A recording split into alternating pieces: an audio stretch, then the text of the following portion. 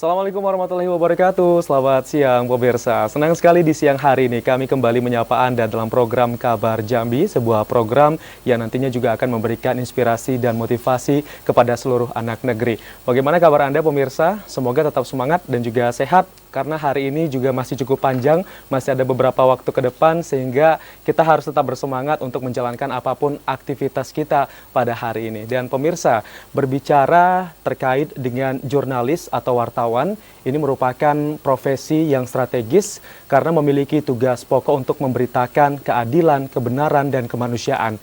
Jurnalis juga memiliki kekuatan untuk dapat mewujudkan perdamaian. Hal ini juga sesuai dengan amanat yang terkandung dalam pembukaan Undang-Undang Dasar 1945.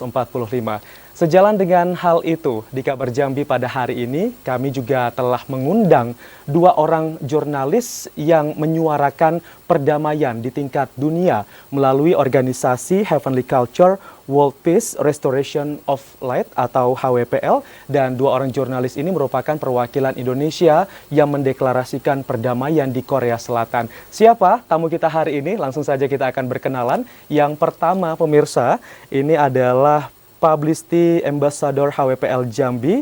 Beliau juga merupakan Wakil Ketua SMSI.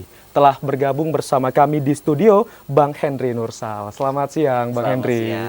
Ini kebalikan ya, biasanya kalau Bang Henry itu wawancara ke orang, sekarang ditanyakan ya sama orang ya. Agak sedikit gugup. Agak sedikit gugup ya. Bagaimana kabarnya, sehat Bang? Alhamdulillah sehat. Kabarnya tadi abis liputan langsung ke sini kejar-kejaran dong ya? Iya tadi kejar-kejaran, kemudian ada juga bertemu dengan relasi lah ya. Relasi, ya terpaksa dipotong tadi, mohon maaf nih saya ke TVRI. Udah janji ya. Baik, terima kasih banyak karena sudah meluangkan waktu berbagi kisahnya juga. Nanti kita juga akan berbincang banyak karena kemarin kabarnya juga sudah pulang dari Korea Selatan ya. Oh iya, siap. Dengan kegiatan-kegiatan dari HWPL ini ya. Iya. Baiklah, terima kasih Bang Henry Nursal, dan kami juga telah mengundang satu narasumber lagi. Ini cukup jauh ya, berada di Banjarmasin. Publicity Ambassador HWPL Banjarmasin telah bergabung bersama kita. Ini saya manggilnya Abang juga nggak masalah ya. Bang Anang Fadilah. Selamat siang Bang Anang. Oke, selamat siang semuanya. Ya. Luar biasa nih, TVRI memberikan kesempatan untuk saya bersama Bung Henry nih. Betul. Nah, sedikit saya mau Publicity menyapa Ambassador Bang HWPL. Anang dengan bahasa Banjar. Terima kasih. Napa Selamat habar? siang semuanya. Napa habar Bang? Alhamdulillah sehat. Posisi Baik-baik saja, alhamdulillah. posisi di mana sekarang? Kebetulan kemarin kita dari menghadiri dengan Bung Henry Nursal juga ke Ancol, Hari Pers Nasional yang dibuka oleh Presiden Jokowi. Selama 3 hari langsung saya ada kesempatan ini ke Bandung, lewat Bandung. Sekarang di Kota Malang nih, ada misi juga, misi Baik. perdamaian. Baik. Jadi misinya ini rata ya, tidak hanya di Banjarmasin saja, tetapi juga di daerah-daerah lainnya yang ada di Indonesia. Tapi kapan-kapan ke Jambi? Alhamdulillah, Bang. Kapan-kapan ke Jambi dong, Bang Anang? Memang kita agendakan nanti insya Allah habis Lebaran ya, mau ke saudara saya nih, Henry Nursal, ini kan tokoh muda juga nih, aset Jambi itu beliau. Siap, ya. Ini beliau terkenal di Korea ini. Bentar lagi mau ini main film juga di Korea kabarnya, Bang Anang ya. Ya, ahli teater juga saya dengar beliau ini. Betul sekali. Ya, Seniman. Seniman Jambi. Baik, terima kasih Bang Anang Fadilah sudah bergabung bersama kami. Ya. Nanti kita akan berbincang banyak pemirsa dengan dua tamu yang sudah hadir, baik secara daring dan juga secara langsung di studio TVRI Jambi. Dan nantinya untuk Anda yang ingin berpartisipasi perbincangan kami, ya, Anda bisa menghubungi di 0741663385 atau di 0811743333. Baik, saya ke Bang Henry terlebih dahulu sebelum kita membahas bagaimana performa dan juga bagaimana kiprahnya di HWPL Korea Selatan. Tapi kita juga akan mengulik nih rekam jejak dari Bang Henry Nursal. Saya juga sempat membaca sejumlah artikel yang ada di media sosial bahwa Bang Henry Nursal ini terjun ke dunia jurnalis gara-gara kucing. Benar ya Bang? Wah, itu artikel lama atau terbaru tuh? itu yang pertama sekali. Yang pertama kali ya? Pertama sekali. Iya, ini bisa diceritakan Bang, kok bisa terjun ke dunia jurnalistik? Awalnya berarti memang benar ya, selama ini ada pepatah jangan terlalu benci ya. Iya. Jangan terlalu benci. Awalnya saya benci. Saya benci dengan jurnalis, saya benci wartawan, saya benci media nih. Alasannya benci kenapa? Satu hal yaitu media itu pada saat itu dalam gambaran saya adalah merusak bahasa Indonesia. Karena begitu banyak kata yang sudah baku diubah lagi, diganti, kemudian yang aneh-aneh yang kita sendiri tidak pahami. Mungkin majas? Banyak hal, misalkan contoh ada kata-kata esek-esek misalkan. Oh, baik. Itu kan nggak ada ya kata bakunya di dalam bahasa Indonesia saat itu ya. Saya tidak tahu kalau saat ini. Jadi saat itu saya benci sekali dengan media gitu ya. Baik. Kenapa yang ngancuri bahasa Indonesia ya? Susah payah kita menyatukannya dari Aceh hingga Papua, menyatukan bahasa yang berbeda-beda dengan bahasa Indonesia. Kita ambil dari bahasa Melayu, kemudian bahasa daerah, bahasa asing satu rapat. Jadilah bahasa Indonesia. Iya. Nah, kita dengan mudahnya merusak itu. Iya, diksi yang agak sedikit nyeleneh ya. Siapa yang merusak? Oh, media. Saya benci sekali. Kenapa media merusak bahasa? Sampai pada akhirnya saya memang kebetulan saya mengambil ilmu di bidang bahasa Indonesia, lalu sempat menjadi guru sesaat. Ketika jadi guru, kok saya nggak bisa lihat apa-apa ya gitu. saya gitu, saya hanya berada di situ, saya hanya setiap hari dengan siswa, dengan pelajar. Saya juga harus belajar. Saya bersuara lebih besar. Akhirnya terjun ke dunia media, saya berkenalan dengan seorang tokoh bernama Sakti Alamotir, almarhum. Saya itu coba belajar menulis berita. Menulis beberapa lama, beliau bilang, kamu nggak cocok di media cetak. Kamu cocoknya di media online. Saya kenalkan kamu dengan seseorang. Kenalkan saya dengan Mursid Songsan. Saat itu. Nah, dari situlah saya belajar. Belajar, saya tidak diberikan bekal apapun saat itu dengan beliau. Beliau hanya kasih bekal adalah yang kamu pikir tidak ada berita, itulah berita. Gitu. Nah, itu pesan dari Bang Mursid. Oke, baiklah. Jadi memang adanya tokoh-tokoh yang memberikan motivasi sehingga saat ini Bang Henry Nursal juga berkiprah sebagai seorang jurnalistik ya. Tapi tadi kucingnya belum disenggol ya. Nanti kita senggol. Tapi sekarang kita mau bergabung terlebih dahulu bersama Bang Anang. Bang Anang, kalau tadi Bang Henry tadi memang terjun ke dunia jurnalistik yang awalnya tidak tertarik sama sekali karena menurut Bang Henry tadi karena media itu merusak diksi ya. Itu persepsi dari Bang Henry awalnya ya. Tapi beliau saat ini membuktikan sebagai jurnalis yang baik bisa mengubah hal itu. Tapi kalau Bang Anang sendiri terjun ke dunia jurnalis itu dari kapan dan apa motivasinya? Ya, terima kasih Bang. Terima kasih juga pendengar TVRI Jambi juga. Kami sampaikan bahwa jurnalis itu adalah panggilan, Bang. Panggilan hati lah, panggilan jiwa. Ketika kami lulus sekolah tinggi ilmu bahasa asing di Kota Malang, Setiba Malang, saya alumnus Setiba Malang, sempat jadi pengajar juga. Akhirnya berselama di lapangan, ingin menjadi pelaku sejarah. Kayaknya menarik di jurnalis ini, ada panggilan. Dan background saya juga suka menulis, Bang. Jadi itu aja dasar kami adalah panggilan lah. Pilihan begitu ya. Tadi sempat mengatakan bahwa seorang pengajar, dosen seperti itu? Guru, Bang. Guru di sebuah sekolah ya. Guru sempat jadi guru honor lah beberapa tahun. Akhirnya ada peluang jadi penyiar radio sempat. Penyiar radio juga memberikan reportase kegiatan. Kayak akhirnya ada keasikan tersendiri. Ini panggilan ya, ada ibadah begitu loh. Jadi intinya apapun pekerjaan kita, kalau kita fokus dengan hati, ya kita menyuarakan lah. Seperti halnya kami berlima dari Manado dengan Bung Sony Bututi yang juga dari TVRI, beliau petinggi TVRI ya di bidang luar negeri, Bung Henry Nursal, juga beberapa orang dari wartawan senior Jakarta ya, itu mendapat peluang nih, kesempatan untuk bisa berkumpul bersama sekitar 1.800 utusan, Bang, dari 93 negara di dunia, dan itu semuanya jurnalis dari penjuru negara. Jadi kita bangga dong, Indonesia diundang, kita bisa berdiskusi tentang misi-misi perdamaian untuk pengakhiran perang. Makanya TVRI juga kami kritik kemarin waktu kita berada di Jakarta, TVRI dan juga instansi lain itu harusnya ada porsi lah di pemberitaan itu, ada semacam berita-berita tentang yang concern mengenai perdamaian, mengenai konflik-konflik kita yang masih ada di beberapa daerah kan. Contoh di Papua itu harusnya diberikan porsi lah pemberitaan, dalam artian ya mungkin dibahas isu-isu sentralnya apa, dijadikan titik temu begitu. Ilustrasi kami begitu, mengapa HWPL begitu getol ya, Heavenly Culture yang di Hot Peace Restoration Line yang didirikan oleh Master Man Hilly, itu beliau seorang veteran perang Korea Selatan, Korea Utara. Mereka bagaimana begitu pengakhiran perang, mereka inisiatif mereka Korea Selatan untuk merangkul, memberikan beberapa daerah, beberapa negara. Beliau usianya kan sudah tidak tua, Bung, tidak muda maksud kami. 80 lebih ya, Bung Henry ya, apa 90 ya, saya dengar itu beliau masih tetap memberikan perdamaian, seruan perdamaian begitu, Bang. Baik. Seruan perdamaian ini juga melibatkan sejumlah media yang ada di Indonesia. Nanti kita akan lanjutkan kembali bagaimana actionnya pada saat mengikuti HWPL di Korea Selatan ini bersama dua tamu kami hari ini. Kami akan kembali lagi usai pariwara. Tetaplah bersama kami di Kabar Jambi.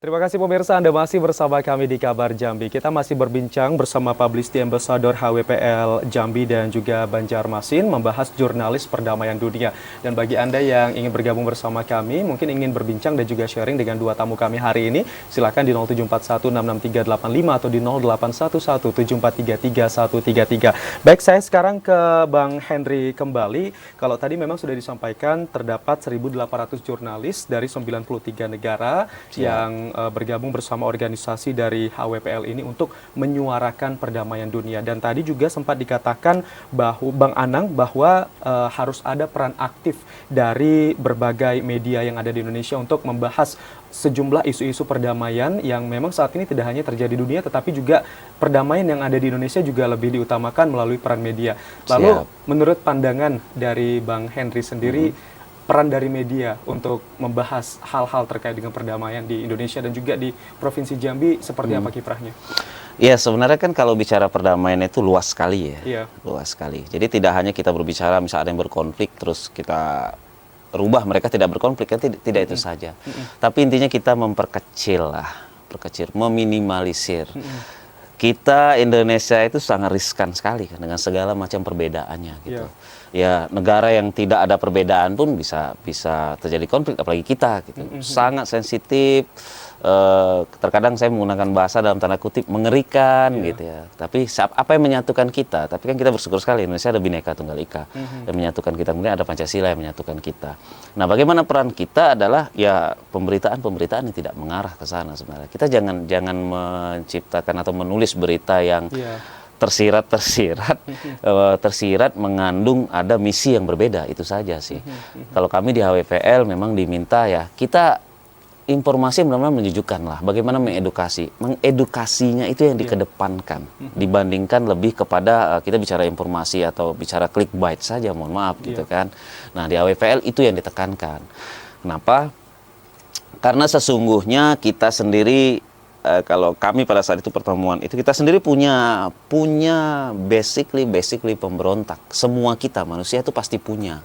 Jangan kita tanya asalnya dari mana gitu. Kita semua pasti bisa menilai itu. Nah, tinggal peran media adalah menyuarakan kepada masyarakat. Berarti balik lagi ke kode etik jurnalistik. Balik lagi kode etik jurnalistik juga, kemudian kembali kepada masyarakat. Ayo dong hidup rukun. Kita memang diciptakan berbeda kan seluruh dunia, nggak ada yang sama gitu kan. Mari kita rukun. Maka kami di HWPL juga setiap tahun kami ada program yang selalu kita berdoa bersama melalui Zoom meeting. Dan itu berdoa bersama tidak hanya Indonesia, seluruh dunia dan seluruh agama dan kepercayaan. Tidak hanya agama saja. Jadi kepercayaan, keyakinan yang ada di luar sana ikut berdoa, memimpin doa dengan percayaan masing-masing gitu. Nah, itu yang kita lakukan.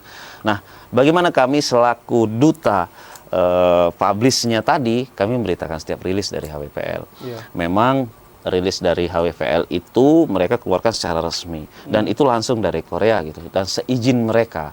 Nah, sementara apakah kami boleh menulis yang mengarahnya ke sana misalkan atau mengajak, itu boleh saja gitu. Bahkan teman-teman wartawan yang kemarin berangkat ke Korea pulangnya kami ada tugas khusus membuat karya ilmiah. Membuat karya ilmiah, tulisan ilmiah berupa makalah, dibuat masing-masing person buat makalah. Intinya adalah bicara jurnalis perdamaian dunia gitu. Seperti apa yang diambil. Nah, kami punya beda-beda mengambilnya. Kebetulan saya mengambil terkait perundungan. Baik. Yang saya bahas adalah perundungan. Gitu. Teman-teman lain ada juga yang bahas politik, misalkan ada perkembangan media sosial segala macam. Nah, kita diberikan kebebasan itu. Nah, Abang melihat kasus perundungan ini di Provinsi Jambi saja atau di seluruh Indonesia untuk kasus ini? Saya ambil sampel, kebetulan. Di Makassar saya ambil sampel peristiwa yang terjadi di Cimanggu, yang kemarin sempat menjadi sorotan, bahkan internasional merespon itu. Iya. Ketika ada siswa kita, adik-adik kita, yang melakukan pemukulan dengan begitu ya mengerikan kalau menurut saya ya, pada saat itu. Kemudian yang kedua adalah saya mengambil sampelnya diri saya sendiri. Sesungguhnya saya juga korban perundungan. Pernah dirundung Saya juga? pernah dirundung. Pada saat kapan? Itu saat sekolah dasar. Jadi dari sekolah dasar hingga ke sekolah menengah pertama di SMP. Kenapa saya dirundung? Karena saya orang yang tidak bisa mengeluarkan pendapat. Saya yang lebih suka diam. Introvert ya? Saya mungkin mengarahnya ke sana. Atau kalau di bahasa guru saya dulu adalah saya belum menemukan di mana sih celah saya yang bisa. Saya bisa seperti ini, rasanya saya berpikir, kenapa saya bisa seperti ini? Dulu saya pendiam sekali. Gitu. Nah, itu jadi bahan perundungan sebenarnya oleh teman-teman yang lain. Baik. Jadi ketika bicara perundungan, saya pikir banyak sekali lorong-lorong kecil perundungan itu terjadi yang tidak kita terlihat. Sementara korban tidak mau bersuara. Kenapa dia tidak bersuara? Ya, karena dia akan mengalami lebih besar. Kalau dia bersuara lagi lebih besar. Nah, itu yang saya ambil dari sana. Kenapa? Korban perundungan bagi saya ini akan menciptakan bisa diciptakan atau terciptanya senjata dalam diri dia, kan berbahaya itu. Jiwa-jiwa pemberontaknya. Kalau dia berontaknya saat itu, selesaikan saat itu. Kalau berontaknya nanti setelah dia dewasa, semua sudah terkumpul, kemudian dia punya kekuasaan dan kekuatan, kan bahaya. Oke. Nah, itulah yang bisa menciptakan konflik menurut saya. Nah, itu yang saya perhatikan. Tapi dari karya ilmiah tersebut, solusi yang ditawarkan apa? Solusi saya adalah, karena kita jurnalisme perdamaian, solusi saya adalah kami para media dan wartawan ataupun jurnalis itu, kalau ada pemberitaan tentang perundungan, kedepankan edukasinya, bukan peristiwa perundungannya. Jadi ini anak mengalami kekerasan, kita lebih mengejar bagaimana ini kekerasannya yang dikedepankan. Jangan dong. Tapi bagaimana edukasinya, bahayanya perundungan ke depan. Jangan berpikir bahayanya sekarang. Ya, dia luka saat ini bisa diobatin. Tapi kalau hatinya yang sakit akan lebih berbahaya gitu. Trauma jangka panjang. Trauma jangka panjang itu mengerikan. Jadi menurut saya adalah kita jurnalis itu harus lebih ke sana kedepankannya. Terus juga saya berharap juga ya, kita bicara kode etik tadi, kembali ke kode etik, kembali ke Undang-Undang Pers nomor 40. Ya, tolonglah jangan hanya menyudutkan pelakunya. Terkadang kita juga tidak adil, mohon maaf gitu. Ini persepsi saya. Rekan-rekan media tentunya punya pemikiran tersendiri, tapi saya berpikir terkadang rekan-rekan media menyudutkan pelaku. Ini korban, ini pelaku, tapi pelakunya luar biasa dihabisi. Beritanya sedikit, tapi masyarakat menyidangnya lewat pemberitaan itu. Nah, menurut saya tidak adil dong. Janganlah, kita beri peluang. Mungkin dia menjadi pelaku juga ada sebab. Saya pernah ngobrol dengan seseorang ketika adalah pelaku perundungan. Kita ngobrol santai segala macam. Kenapa dia seperti itu? Dia mengalami kekerasan, dan ternyata kekerasan itu di rumah sendiri. Bagian ini kita tidak tahu kan. Sementara dia ketika dia jadi pelaku kita adili. Apakah benar yang dilakukan? Tetap salah. Namun maksud saya yang penting adalah porsinya harus imbang. Nah, dan nanti yang membaca juga, oh ada edukasi yang dikedepankan. Dan tidak jadi pembelajaran. Nah, ini yang menurut saya adalah yang paling sangat-sangat dikhawatirkan. Ketika pemberitaan itu menjadi bahan pembelajaran bagi seseorang untuk melakukan itu. Kan itu jauh.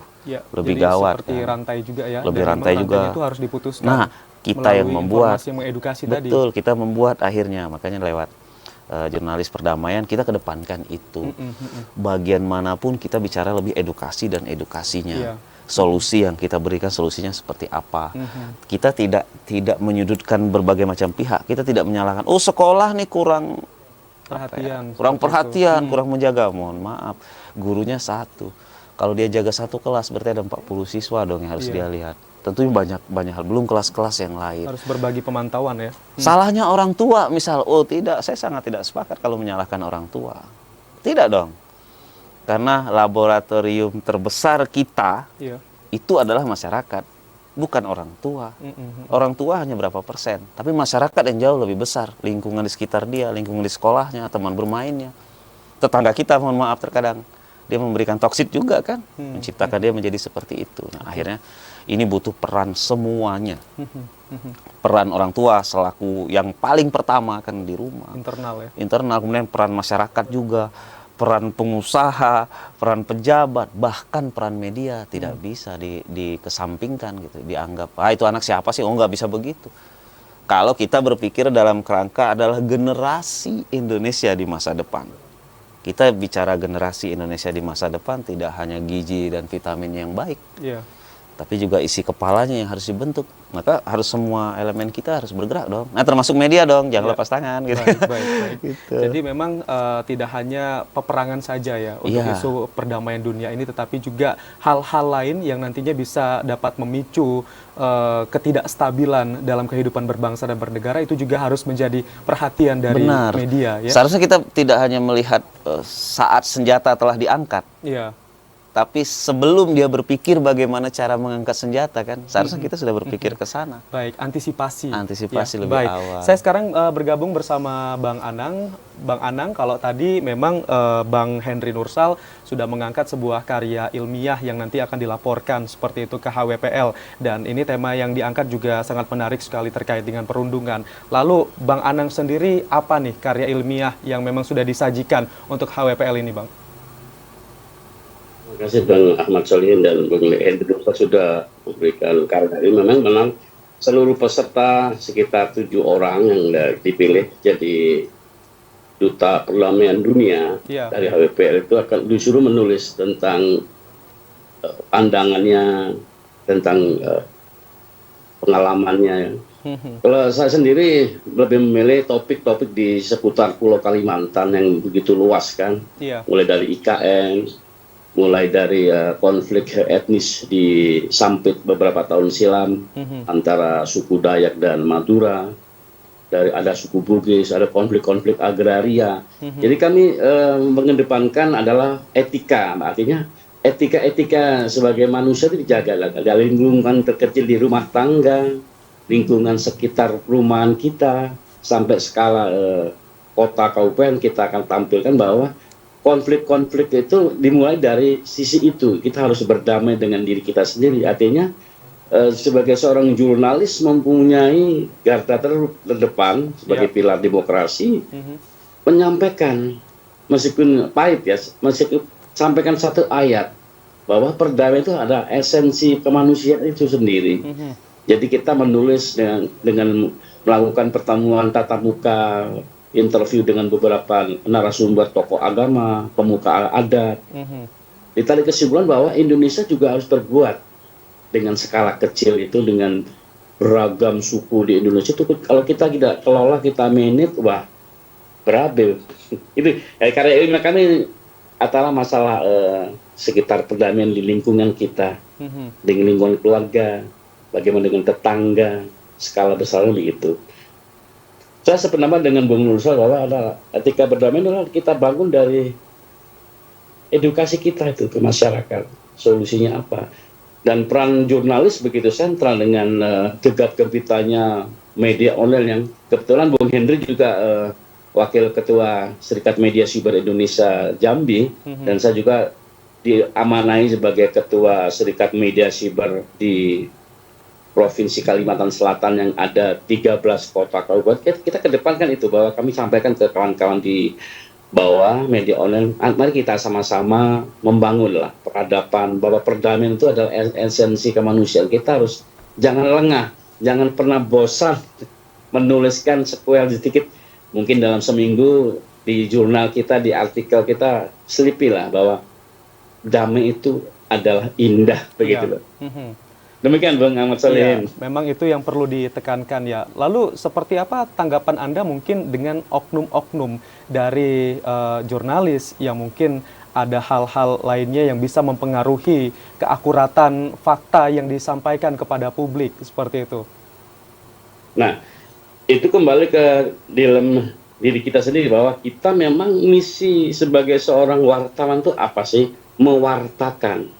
Ketika bahasa tulis, bahasa lisan kita voice kita sampaikan dengan tanpa ada dasar, tanpa ada fakta, kita berbuat zolim dong, menzolimi diri kita sendiri, menzolimi lingkungan, menzolimi negara. Makanya kita sebagai media seyogianya memang terus menyuarakan itulah, mengingatkan. Ini problematik kita adalah ada sebagian, nggak banyak, sebagian kecil ya, ada wartawan-wartawan masih belum memahami etika berjurnalistik yang baik dan benar, membalancing sesuatu peristiwa. Jadi ketika menulis itu ada semacam nama itu kita apa? Nama itu adalah etika kita apa sih? Nah, itu yang ditekankan HWPL, kenapa sekitar 93 jurnalis dari 93 negara berkumpul. Dari 1800 itu ada beberapa juga tokoh-tokoh agama, itu pemimpin redaksi dari Al Jazeera, dari CNN, dari Tribun American Express, dari Afrika, itu mereka menyuarakan hal yang sama. Ada satu persepsi bahwa dunia ini akan aman, bahwa etika kita, ketika menulis di sebuah media, katakan begitu, mungkin di televisi, kemarin kebetulan juga kita bersama dengan jurnalis senior di TV One ya, itu yang kemarin ada memandu acara di debat Cawapres edisi keempat itu hadir juga beliau. Mereka menyampaikan bahwa satu visi misi bersama, bahwa jurnalistik garda terdepan untuk menyampaikan itu, tidak pernah bosan. Makanya kita kawan-kawan dari HWPL Publicity Ambassador-nya kan mungkin akan bertemu nanti juga di Zoom, menyuarakan kepada pemerintah nanti siapapun pemenangnya ya, nomor 01, 02, kita akan sampaikan bahwa pemerintah harus hadir, memberikan semacam argumentasi bahwa media pembawa suara kebenaran, yaitu perdamaian itu sendiri. Baik. Demikian Bang Ahmad Solihin. Baik, yang ditekankan itu adalah etika ya, apapun profesinya memang harus dikedepankan etika untuk mewujudkan perdamaian tadi. Baik, nanti kita akan sambung kembali. Itu apa ya? Pembawa suara kebenaran. Baik, nanti kita akan sambung kembali perbincangan kami bersama Bang Anang dan juga Bang Henry. Kita akan break sejenak. Kami akan kembali lagi usai jeda. Tetaplah bersama kami di Kabar Jambi.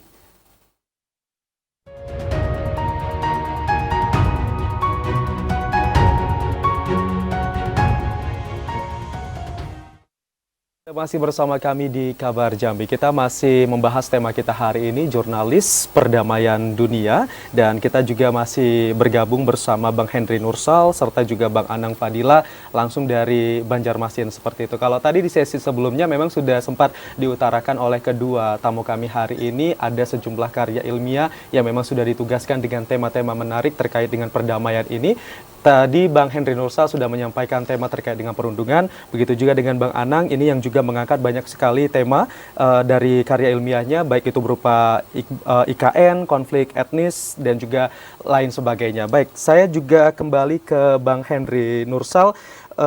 Ini juga menjadi sebuah pengalaman yang nantinya juga bisa mengadopsi sejumlah ilmu pengetahuan, terutama di Korea Selatan untuk diimplementasikan di Provinsi Jambi.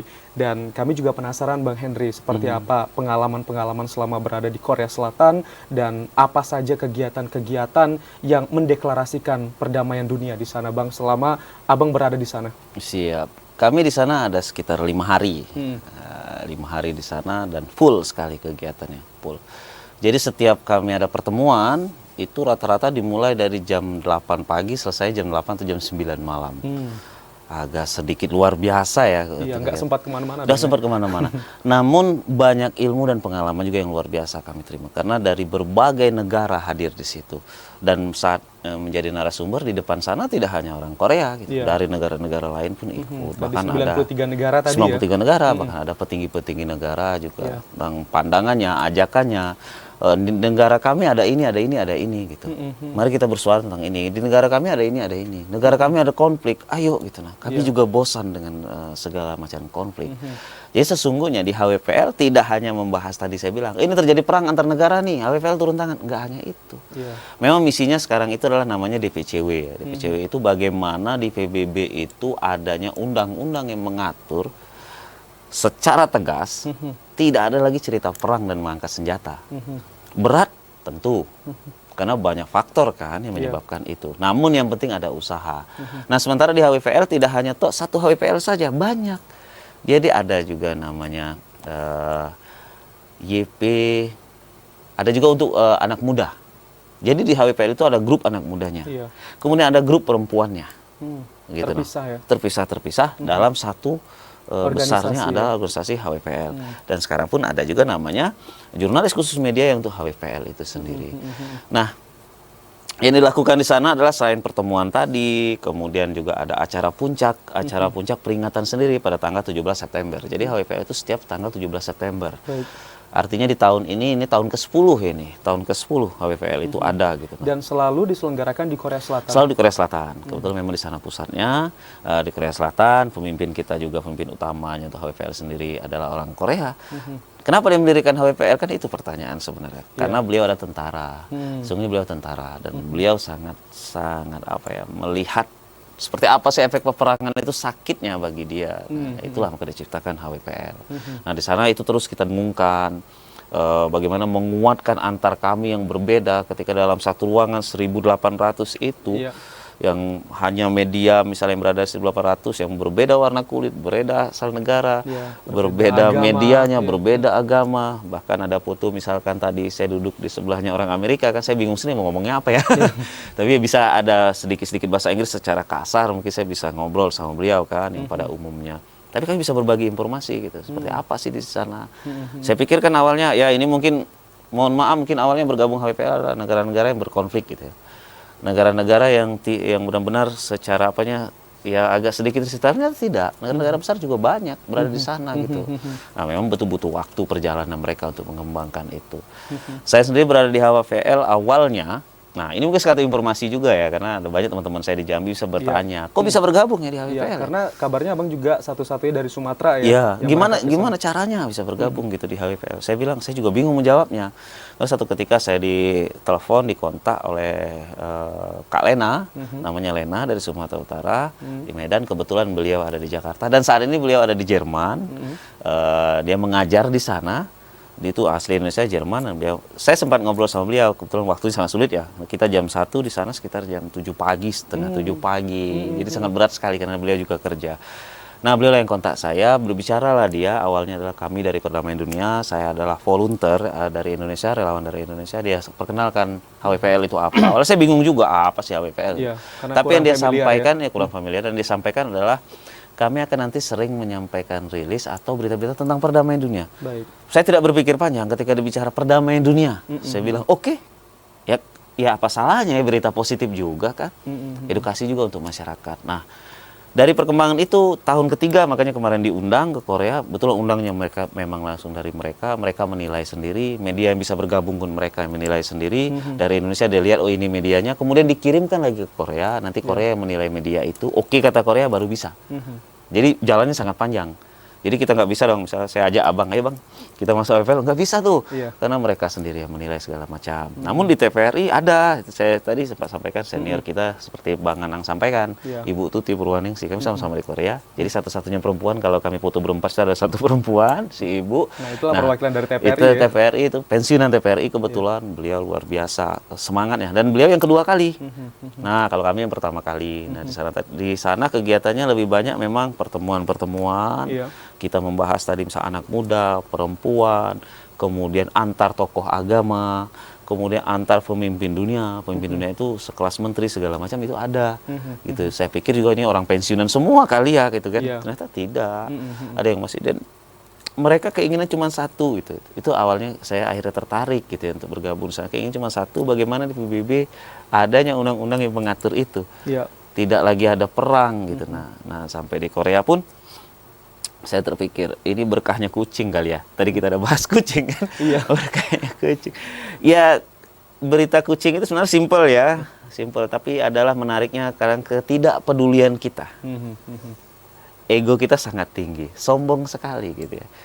Satu kucing, anak kucing di simpang 4 di Makalam itu, dia berjalan sangat pelan. Mobil berhenti, mobil berhenti, mobil berhenti, mobil berhenti. Karena apa? Karena ada kucing. Macetnya panjang. Kok nggak ada yang mau mindahkan itu kucing? Tidak ada yang mau turun. Jalannya lancar ya. Tidak ada yang turun dari mobilnya sebentar, geser. Nah, itulah berita saya pertama kali, dan akhirnya membawa saya ke Korea. Mungkin salah satu bentuk kepedulian yang pada akhirnya sekarang imbasnya sih untuk saya. Baik, ini bisa jadi motivasi juga kepada jurnalis lainnya yang ada di Jambi, karena tahun ini tanggal 17 September akan kembali dilaksanakan tadi ya? Iya, kembali dilaksanakan lagi yang ke-10. Apakah saya dan Bang Anang akan berangkat lagi, itu kembali ke mereka.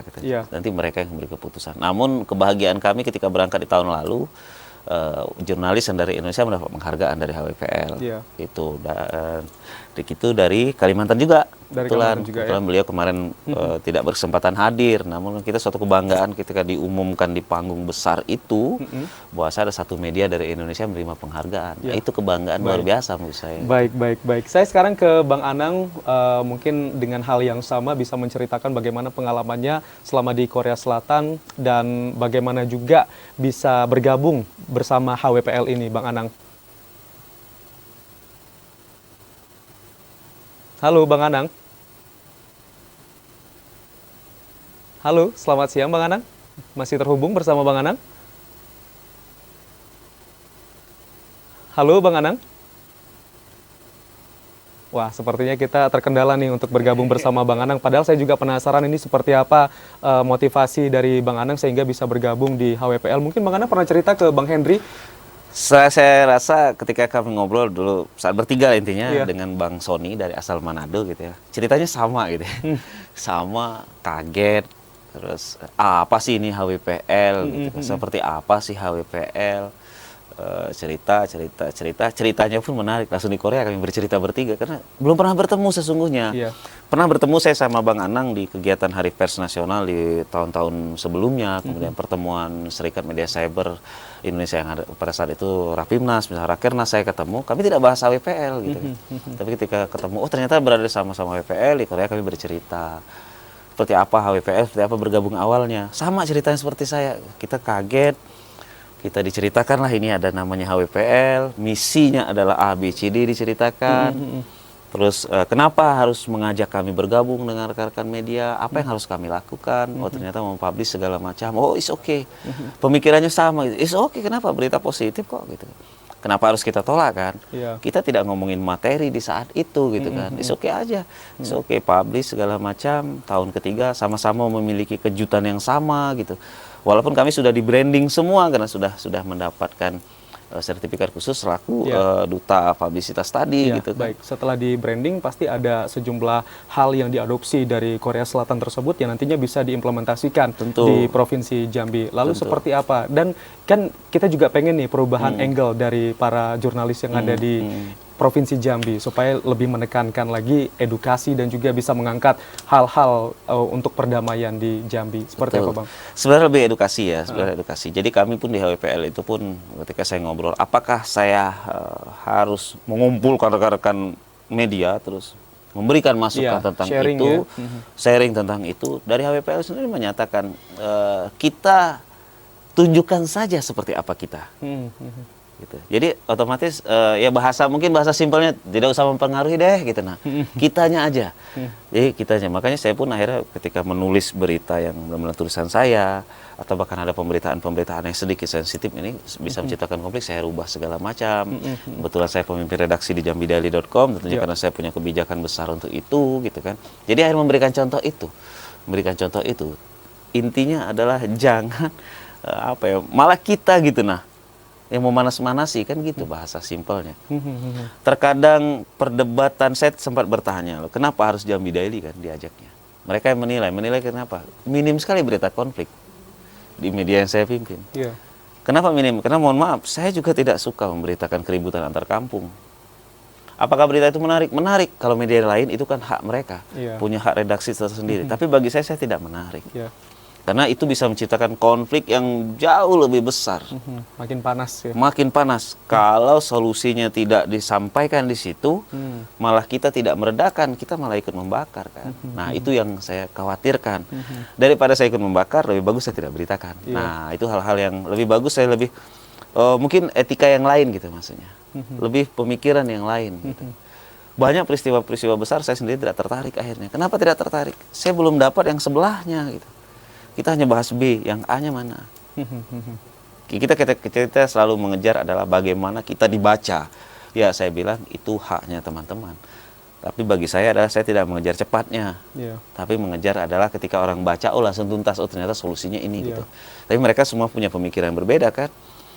Saya menjadi wartawan gitu, akhirnya menjadi wartawan, punya pemikiran yang keras saat itu, sampai ketemu HWPL, pemikiran saya agak sedikit berubah nih, tapi HWPL tidak mendoktrin rekan-rekan media harus begini, tidak. Mereka tidak mendoktrin gitu. Kebebasan Anda rekan pers silahkan. Namun coba deh kita kedepankannya lebih ini gitu. Nah, mereka lebih menyarankan, lebih menghimbau, tapi tidak harus. Nah, itu menariknya kan. Dulu saya pertama kali jadi media, menjadi seorang wartawan itu kalau ingin terkenal dan ngetop adalah jangan pakai hati. Jadi wartawan hebat jangan pakai hati. Iya, jangan baper ya. Jangan baper. Siapapun di depan Anda mau apapun pokoknya beritakan. Jangan pakai hati kan. Iya. Tapi kesininya yang saya pikirkan adalah oh tidak. Kita juga harus pakai rasa. Jangan tidak pakai rasa pemberitaan. Tidak lantas kita harus melankolis, tidak juga. Tapi harus pakai rasa dong. Kita harus bisa merasakan. Iya, betul. Oh, ini pelaku, ini korban. Kita harus merasakan korban, kita juga merasakan pelaku juga. Jangan hanya korban saja. Berarti media dan juga jurnalis harus mengedepankan rasa keadilan juga Ya, ya. keseimbangan itu. Keseimbangan ya. Benar, kalau balik-balik, kalau kita baca lagi kode etik jurnalis, itu udah jelas dong di situ. Iya.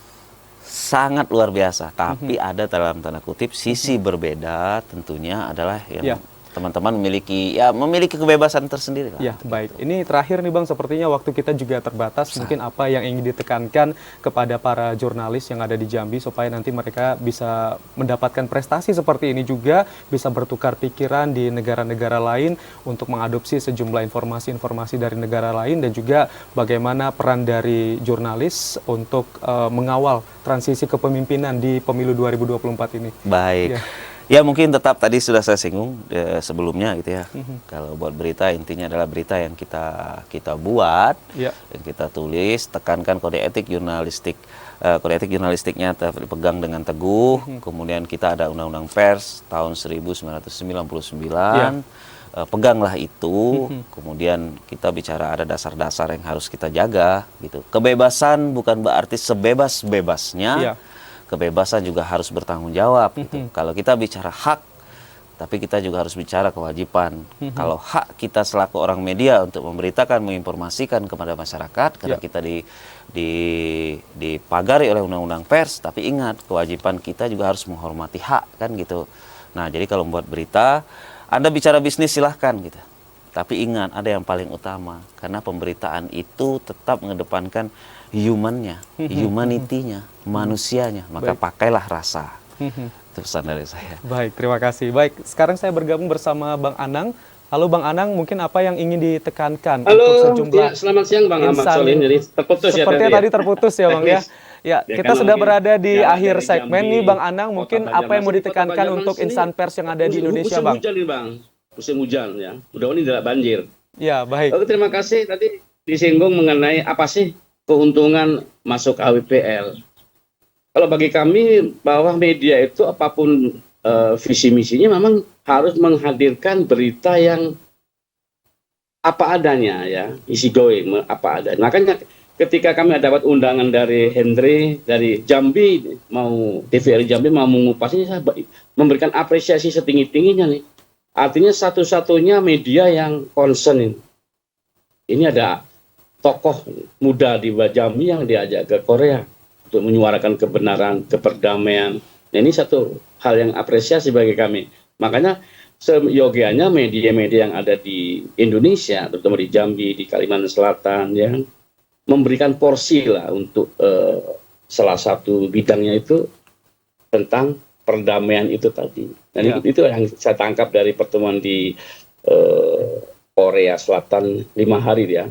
Kita full 1 hari itu pertemuan brainstorming. Media apa Anda? Saya media kami betulan Info Banua.co ID. Saya akan memaparkan bahwa media kami ini konsen mengenai kemanusiaan. Iya, baik. Bang Anang, mungkin terakhir singkat apa motivasinya kepada insan pers yang ada di Indonesia, Bang? Ya, insan pers sendiri kami pikir jangan terlalu berpikir tentang materi, tentang kerjasama dengan pemerintah atau dari sisi bisnis. Itu memang betul, tapi kan harus diimbangi lah dengan porsi yang setara mengenai edukasi, mengenai narkoba, mengenai kenakalan remaja, perdamaian. Karena perdamaian tadi saya bilang tadi adalah dasarnya, esensi manusia itu ingin damai kok. Manusia adalah kertas putih. Jangan kita kotori, lumuri, kita namanya kita tarik ulur ya, meskipun kita kasih bumbu supaya clickbait, supaya judulnya menarik, supaya dibaca pembaca, judulnya yang clickbait, Ya, baik. Judulnya serem tapi isinya nggak ada. Jadi kan itu mengelabui.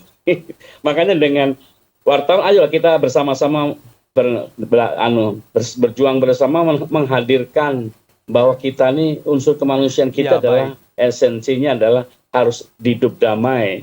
Ya, baik. Perdamaian. Baik, Bang Anang. Ini Jadi memang tidak hanya memprioritaskan kerjasama ya, ataupun bisnis ya, tetapi juga memang harus mengedepankan nilai-nilai fakta dan juga edukasi dalam setiap pembuatan berita. Terima kasih banyak Bang Anang Fadila, Publicity Ambassador HWPL Banjarmasin, sudah bergabung bersama kami di siang hari ini. Terima kasih juga untuk Bang Henry Nursal, Publicity Ambassador HWPL Jambi. Dan semoga kehadiran dari Bang Henry Nursal, begitu juga dengan Bang Anang Fadila yang saat ini berada di Banjarmasin, ini memberikan inspirasi dan juga motivasi kepada wartawan-wartawan ataupun jurnalis-jurnalis lainnya untuk mengedepankan edukasi dan juga terus menyuarakan perdamaian di dunia. Terima kasih telah menyaksikan Kabar Jambi hari ini. Wassalamualaikum warahmatullahi wabarakatuh. Sampai jumpa.